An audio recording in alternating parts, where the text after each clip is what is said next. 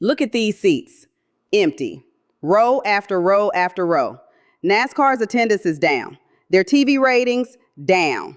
So naturally, ticket prices must be going down too, right? Wrong. They're higher than ever. And today, I'm going to explain why NASCAR's business strategy is completely backwards. Or is it? Let's dig in.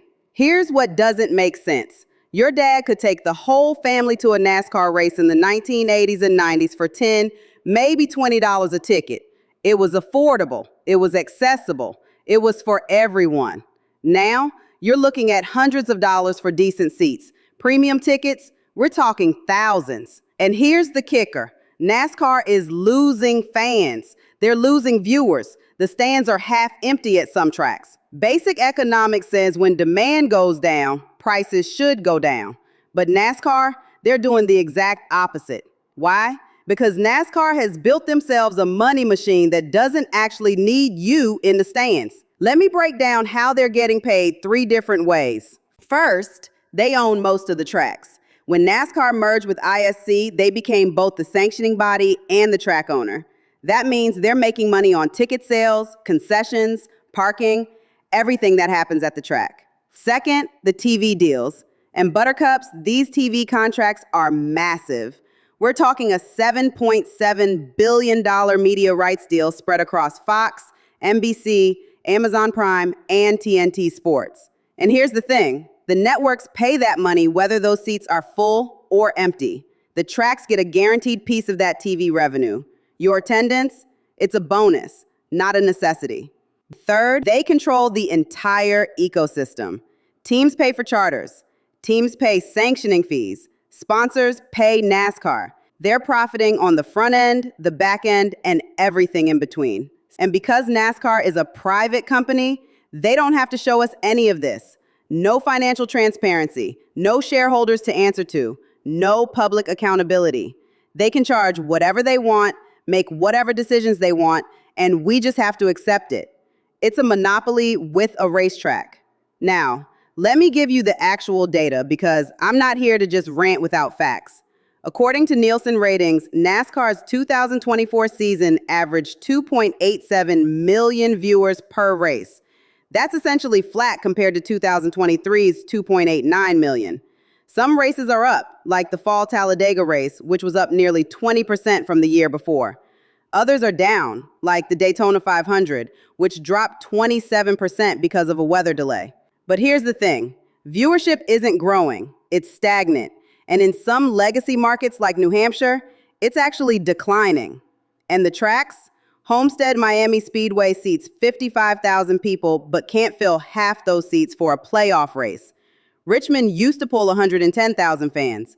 Now, they struggle to fill grandstands that have already been cut in half.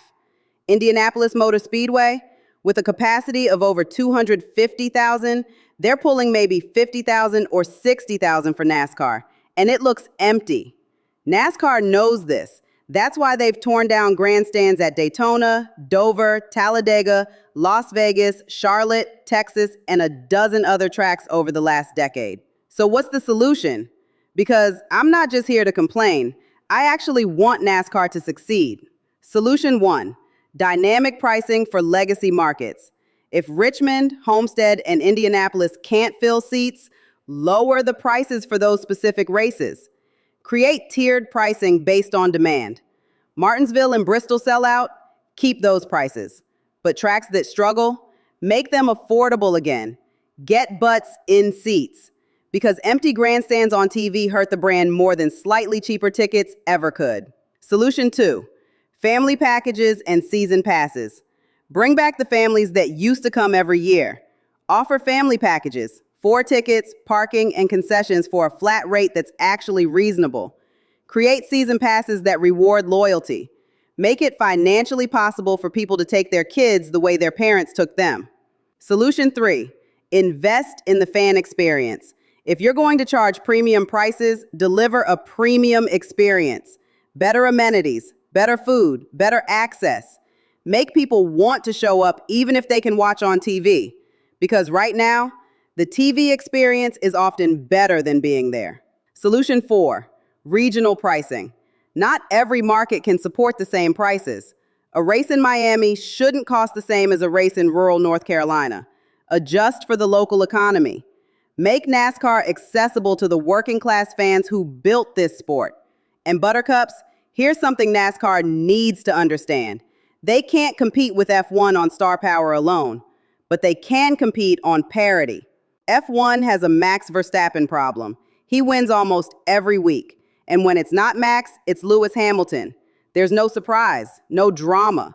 That's why F1 US viewership is still around 1.2 to 1.3 million per race, below NASCAR. NASCAR has parity. Different winners, underdog stories. That's your competitive advantage. But you're losing it with empty seats and frustrated fans aging out. Look at the NBA. Viewership is declining partly because the same teams dominated for years. Lakers, Warriors, you always knew who'd win. Plus three-pointers, TV streaming, and a lot of other stuff, but we won't go into that. NASCAR doesn't have that problem yet. But if you keep losing your core fan base, you'll never get the chance to grow the new one. Now, I want to give credit where it's due.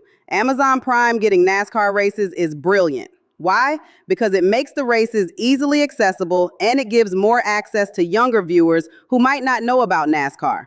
Amazon Prime is a platform where younger viewers already spend their time. NASCAR becomes a big event on that platform, and that puts eyes on the sport, even from people who might not have thought about watching motorsports before. Amazon's production is really good. It's more accessible, it's modern, and younger audiences who use Prime constantly are stumbling onto NASCAR content they wouldn't have found on cable. That's the kind of forward-thinking NASCAR needs more of. So here's my message to NASCAR leadership. You are too big, you make too much money, you have too many smart, intelligent people on your teams to still be making these elementary decisions.